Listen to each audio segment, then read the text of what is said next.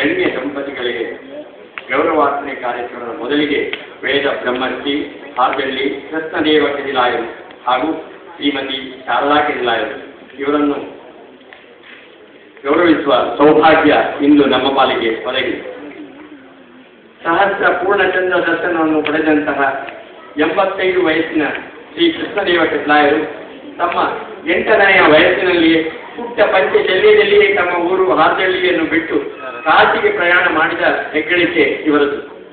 ಅಲ್ಲಿ ಸುಮಾರು 6 ವರ್ಷಗಳ ಕಾಲ ಸಂಸ್ಕೃತ ಹಾಗೂ ವೇದಾಧ್ಯಯನ ನಡೆಸಿ ನಂತರ ಶೃಂಗೇರಿ ಶಾರದಾ ಪೀಠದಲ್ಲಿ ಹೆಚ್ಚಿನ ವ್ಯಾಸಂಗ ಮಾಡಿ ಪಾಂಡಿತ್ಯ ಗಳಿಸಿದರು. ನಂತರ ಹುಟ್ಟೂರಿಗೆ ಬಂದು ವ್ಯವಸಾಯದ ಜೊತೆಗೆ ಆಸಕ್ತಿಯಿಂದ ಪೌರವತ್ವವನ್ನು ಆರಂಭಿಸಿದರು. ಗುಡ್ಡಟ್ಟು ಶ್ರೀ ವಿನಾಯಕ ಸನ್ನಿಧಿ ಇವರಿಗೆ ಅತ್ಯಂತ ಪ್ರಿಯವಾದ ಸ್ಥಾನ. ಹಲವು ವರ್ಷಗಳ ಕಾಲ ಪ್ರತಿನಿತ್ಯವೂ ಅಲ್ಲಿಗೆ ತೆರಳಿ ಅಲ್ಲಿ ನಡೆಯಲ್ಪಡುವ ಆಯಲ್ಪಡ ಸೇವೆಯಲ್ಲಿ ನಿಷ್ಠೆಯಿಂದ ಭಾಗವಹಿಸಿ ಶ್ರೀ ದೇವರ ಕೃಪೆಗೆ ಪಾತ್ರರಾಗಿದ್ದಾರೆ. ಈ ವಯಸ್ಸಿನಲ್ಲಿಯೂ ಆಸಕ್ತರಿಗೆ ವೇದ ಪಾಠ ಮಾಡುತ್ತಿರುವುದು ವೇದದ ಬಗ್ಗೆ ಇವರಿಗಿರುವ ಆಸಕ್ತಿಯನ್ನು ಎತ್ತಿ ತೋರಿಸುತ್ತದೆ. ಇದು ನಿಜಕ್ಕೂ ಶ್ಲಾಘನೀಯ. ಇವರ ಶ್ರೀಮತಿಗಳಾದಂತಹ ಶಾರದಾ ಸಹ ಪೌರೋಹಿತ್ಯ ಕುಟುಂಬದಿಂದಲೇ ಬಂದ ಕಾರಣ ಇವರ ವೈದಿಕ ಜೀವನದಲ್ಲಿ ಸಹ ಧರ್ಮಿಣಿಯಾಗಿದ್ದಾರೆ.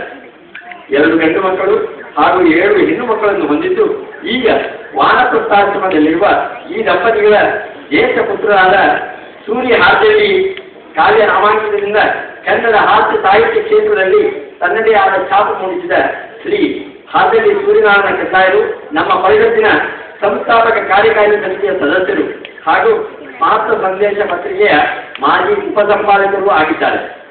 ಈ ಪೂಜ್ಯ ದಂಪತಿಗಳಿಗೆ ಪರಿಷತ್ ಪರವಾಗಿ ವಂದನೀಯ ಸನ್ಮಾನವನ್ನು ಮಾಡಬೇಕು ಎಂದು ಇಂದಿನ ಮುಖ್ಯ ಅತಿಥಿಗಳಾದಂಥ ಡಾಕ್ಟರ್ MR V ಪ್ರಸಾದ್ ಅವರನ್ನು ಕೋರುತ್ತೇನೆ.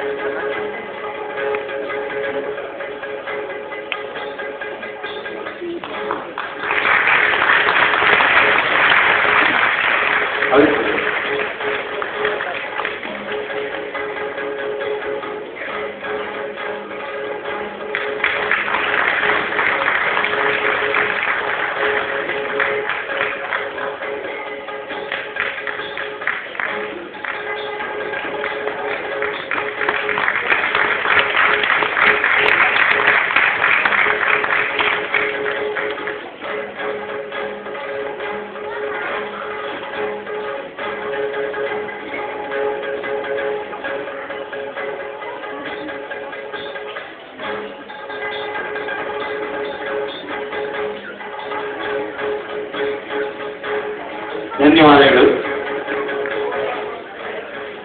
ಡಾಕ್ಟರ್ ಮಹೇಶ್ ಜೋಶಿಯವರು ದೂರದರ್ಶನದಿಂದ ಹಿರಿಯ ನಿರ್ದೇಶಕರಾದವರು ನಮಗೆ ಆಶ್ವಾಸನೆ ನೀಡಿದ್ರು ಈ ಕಾರ್ಯಕ್ರಮವನ್ನು ಕವರ್ ಮಾಡ್ತೀವಿ ಅಂತ. ಅದರ ಪ್ರಕಾರ ನಡ್ಕೊಂಡಿದ್ದಾರೆ ಅಂತ ಭಾವಿಸ್ತೀನಿ.